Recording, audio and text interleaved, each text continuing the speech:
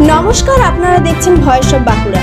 বাঁকুড়ার সব খবর, সঠিক খবর সবার আগে। হতাশার অন্ধকার ভেদ করে মানব সভ্যতার ইতিহাসে লেখা হলো এক নতুন অধ্যায়।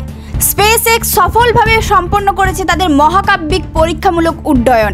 নতুন প্রজন্মের রকেট স্টারশিপের দুরন্ত যাত্রা।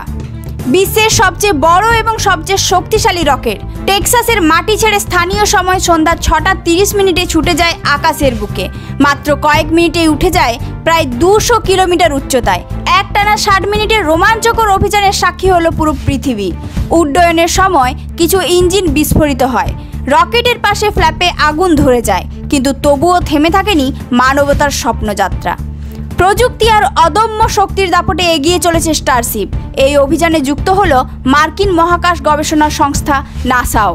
2027 সালের মধ্যে চাঁদে মানুষ পাঠানোর জন্য তাদের আর্টেমিস প্রোগ্রাম স্টারশিপকেই বেছে নিয়েছে নাসা।